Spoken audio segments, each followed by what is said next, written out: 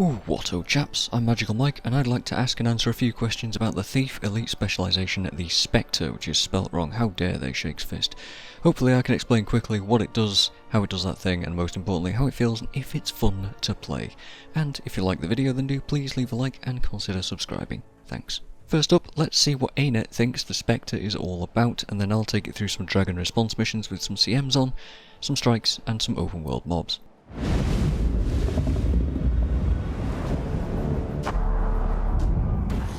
All thieves know the advantages of hiding in the shadows, but specters know how to wield them. They are masters of shadow magic, using their scepters to direct dark forces in debilitating enemies. In Shadow Shroud, specters can tether themselves to allies, granting them a protective shadow barrier. Basic, huh? Sounds very specific and simple, but they really don't give you the whole picture there. In fact, most of the ANET trailers for these Ender Dragons Elite specs have been like that, and I'm only really making mention of it now. Anyway, the Spectre gets a Scepter, which isn't at all confusing. It gains the Well utility skill type and a whole new F2 Shadow Shroud, with 5 skills there too. The Spectre leans on a heavy condition playstyle, applying bucket loads of torment, poison, some bleeds, and a whole bunch of debilitating stuff too, in the way of cripples, chill, weakness, slow, and even a little bit of fear for good measure. But more interestingly, it's a support thief. It pumps out tons of healing and boons, bringing a lot of barrier, quickness, stability, and alacrity to the table. More interestingly is the way it actually does so, by directly targeting allies with your abilities. You see, Guild Wars 2 was built without that ever in mind. You normally support allies by using ground-targeted skills, like Scourge Shades or Engineer Elixir Tosses, or you target in a point-blank AoE on yourself, like with Firebrand Mantras or Tempest Shouts. The Spectre actually requires you to click on your allies to target attacks at them, which takes a little bit of getting used to. The Scepter highlights this immediately. If you target enemies, you'll be pumping a load of conditions out, but if you target allies, you'll be applying barrier, raw healing, or various boons instead. If you highlight the tooltips, you'll be able to see these effects more clearly, denoted with the red enemy text and blue ally text. So, auto attacks apply torment or barrier at range. Not super keen on the lifted warrior axe animations, but there's a lot of that going around with these new specs. Your stealth attack does a flurry of poisons or heals. It's worth noting it reveals you even if you target an ally with this. Skill 2 does some weakness and self-might, or barrier and allied might. And skill 3 depends on your offhand, dagger or pistol. There is a no offhand variant here as well, but it's useless because you'll never not equip an offhand weapon. You're never going to sacrifice those stats. With a dagger, you get much more condition output and raw healing. Chill, poison and torment, or chunky barrier and healing. The animation is a bit weird, doing 2 air cutter like attacks, or Guardian Sword 3 if you know that skill. With a pistol, it's a flip over skill that shadow steps you away from enemies or towards allies. Then you can cast a beam attack that penetrates allies or enemies depending on your initial target, applying slow and torment to a line of enemies, or tons of barrier, regen and quickness to a line of allies. I really liked the pistol combo, being able to dynamically shadow step to or away from things and then use your flip over on targets of choice is some big brain strategy that you can employ. Though there is a bug with it, where if you shadow step to an ally while inside their hitbox you'll go max distance forwards past them. I did cause some mild panic at the Bone Skinner with that, but it is more of an issue while you're stacking in that kind of a situation. It does also mean that you get tons more value out of the beam when you're in a stack, so hey ho, give and take, huh? Scepter 2 seems like a bit of a pointless ability though. I'm not really sure why I'd ever use that when both skill 3s are way stronger and the initiative system means you're just going to spam that anyway. Onto utilities, and we have wells here. Wells are fine really. I actually love the spooky shadowy animations on these, but the effects are pretty much all just decent I guess. They all also provide shadow steps, so you can reposition and hit the right targets with those effects. You heal cripples enemies and heals allies. Super simple, but the cast time on it did get me killed a couple of times, since you can't move for that second. Technically all of the wells have that problem, but I think it might just be a learn to play thing for me. The Elite is like a really impactful gravity well, pulsing 3 pulls for some big breakbar damage and AoE control. I think this one's much better for a solo thief, because Basilisk Venom in a group would likely do better breakbar damage, but also less AoE, so I guess this is a situational pick. Then you have a well that applies boons on each tick, 1 boon per tick, and only the ones that you're currently missing. So it has the potential to apply some really powerful stuff like quickness and these really strong effects, but it's unlikely to do so if you're solo, and probably isn't that necessary if you're in a group. Well of Tears is just a few damage pulses, nothing special here, but I can add in here that all of the wells are dark fields, I suppose. Well of Sorrow pulses poison, bleed or torment based on what the enemy has already, and Well of Silence is 5 AoE dazes that apply chill, weakness, slow or cripple on interrupts, which is pretty damn strong. I get big Dark Razor's Daring Renegade vibes from this skill.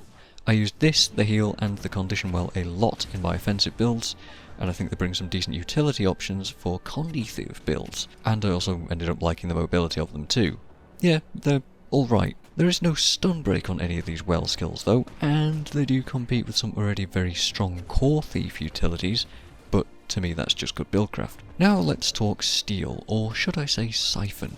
F1 now siphons allies or enemies. On enemies it slows them and applies steal traits and gains Shadow Force, which is the purple resource under your initiative. On allies it tethers to the one you pick, gives them some barrier and has a lower cooldown for using it like that. You'll also notice that you have less base initiative on a Spectre too, which is the main trade-off for the spec. When tethered to an ally, various healing effects will be applied to them while using your skills in Shadow Shroud, which is your new F2 skill. Any Necro players will recognise this mechanic. It is the same deal as your Death or Reaper Shroud. When you hit F2 you get 5 new skills to use and slowly deplete your purple Shadow Force resource. This stuff also acts as a whole new life bar too, making you inherently tankier. You can gain Shadow Force by spending initiative and siphoning enemies, and with a couple of traits too. Your skills here are purely for offense and will passively apply additional boons and bonus effects to your tethered ally when you hit enemies with them. You do Torment on autos, gaining might for yourself while healing your tethered guy and giving them might too. Skill 2 is a blast finish AoE that torments and cripples while cleansing you and your mate. Skill 3 is a dash that ends in a fear, granting barrier to both you and your friend based on enemy's hit. Skill 4 is a weird point-blank AoE attack that chills, weakens and poisons, but heals you and your tethered ally for each enemy that you hit. And Skill 5 has a lengthy delay into another blast finish that grants stability and healing to you both and stuns enemies. So most of these heal your ally for hitting enemies, making Shroud really powerful for a dual purpose mode. Ideally, you'll want to be around allies to capitalise on this, but you could always use Thieves Guild as an elite and buff those allies, or, well, one of them at least, because while Shroud is strong, it's really only affecting one ally at a time. Overall, I really like Shroud and the skills that it has. While it's familiar to Necro stuff, it does manage to feel a little bit distinct, and I think it adds a few bits to the Thief kit that I like having access to more often. There are a few problems though. I often lost track of who I was tethered to, since there's no UI for it, but the blue beam between you and the friend. This was particularly troublesome in the Whisper of Jormag, a boss that makes chains that look very similar to this mechanic that people need to actually avoid, so I ended up confusing some people with this. There's also the no valid path to target problem. If an ally is kiting to a no port spot, you can't actually tether to them. Skill 3's dash, forcing you to move max distance, much like the Willbender's F2 skill, does feel a little bit off as well.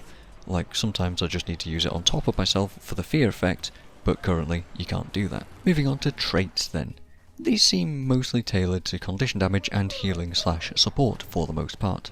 One of the miners gives allies Rot Wallow Venom for applying barrier to them, which does torment. This is a really strong passive effect considering how many ticks of stacks of this you can give to people, increasing your group DPS a whole bunch. Applying Stealth to allies gives them barrier too. Adept stuff is either plus healing power based on Condi, a get out of jail free card that auto activates Shroud to prevent lethal blows on either you or your tethered ally, or whenever you leave Shroud, you consume all the Shadow Force as a massive heal in an AoE to all of your allies that also gives barrier as overheal, which is pretty huge stuff if you can generate loads of Shadow Force and just pop in and out of it for mega barriers. For the master traits, you can gain more Shroud when you apply Torment, which is a real potent generator for you, and the idea that I just mentioned. You can up the barrier and shadow force when you siphon, which is a basic safe pick, or you can heal allies on a shadow step, with extra shadow force generated for each ally that you hit with that, along with making wells grant alacrity, which is a pretty huge group support trait, especially when you consider how many shadow steps you'll have access to, with all of the wells, and with the pistol offhand. For Grand Master, you can gain expertise based on vitality, your Rotwaller Venom lasts longer, and you take less damage from conditioned enemies. This is a basic damage build pick, I guess. You can transfer condies from your allies and cleanse yourself, healing and barriering for each cleanse, which is kinda meh, I guess that's a situational pick. Or, Siphon grants barrier when you target enemies, and also revives allies if you target them. Shadow Steps will also sacrifice all of your barrier to share it to allies, which is another massively impactful support trait. If you go pure damage, the choices are obvious enough, but the real interesting stuff is Support Spectre. But let's quickly go over my Condi DPS build anyway. This thing felt insanely strong, honestly. It's probably the easiest time I've had on Thief in ages and was simple to pick up and play. It's all Viper gear, the Condi well, the Daze well, and Needle Trap. I'm not a big fan of the delay on the preparation skill, but it'll pump out loads of poison, cripple, immobilize, weakness and bleeding, which increases your torment damage as well. Having that wide variety of Condis also bumps your torment output from the well, and the Daze well chewed through break bars while adding a bunch more cover conditions all over. Siphoning pumped out loads of boons and conditions on a very short cooldown with the deadly arts and trickery traits, and the Spectre traits just increase your expertise, Rotwaller Venom and torment damage. Easy enough, it worked well with both dagger and pistol offhands. Dagger was more impactful damage, but pistol provides more utility and the slow beam was just fun anyway. But like I said, the real interesting stuff comes from playing a healer or a boon support playstyle. You could really choose to hybridize with Plague Doctor stats here, getting vitality, Condi damage, concentration and healing, and even some plus expertise from your minor traits. The Rotwaller Venoms that allies apply seem to also use your stats, at least I see the ticking damage from it when they hit, so that could be quite strong. It's also worth mentioning that since the heals the Spectre can push out are also super strong, you might also be able to get away with playing a support while still using full DPS gear. There's a number of stealth buffs that you can get by using Shadow Arts. Stealth on siphoning an enemy, stealth on using a heal well, stealth blinding foes and stealing health, and with that greater access to stealth from your Shadow Arts traits, you'll be gaining much more allied barrier, and more importantly, more self-barrier that you can then use with your Spectre traits to share it to everybody else. I also went with Trickery's Sleight of Hand trait for the Daze on break bars, but Quick Pockets works with Shroud, giving you lots of weapon swap initiative for more weapon skill spam. I took all of the bottom Spectre traits, healing on shadow stepping, breaking my barrier to share it, consuming all Shroud on exit for mega barriers and heals, and the revive on siphoning allies, plus alacrity on all of my wells. I then spent a great deal of time simply spamming barrier and healing people, outputting a million years of quickness by spamming offhand pistol 3 on allies, siphoning enemies to get stealth, and then shadow stepping 2 allies to share that barrier I gained from stealthing, doing the same on heal well stealth since it's a shadow step by itself, and occasionally hitting that siphon skill on a downed ally to revive them. Extra points for teching a black powder or a smoke screen together with Shroud 2 and 5's blast finishes for even more stealth, but I wasn't very good at remembering to do that combo. Allies also siphon quite a lot of health from the Shadow Arts Leeching Venoms trait coupled with your Rotwaller Venoms, which felt a lot like unnerved Soulcleave Summit for any fans of the Heal Renegade builds, which I really liked. This thing is an incredibly good healer, but much harder to play than any other healer that we've seen previously, what with its limited targeting of said healing abilities. So then, how did it do? Well, open world stuff was a complete breeze as a DPS build.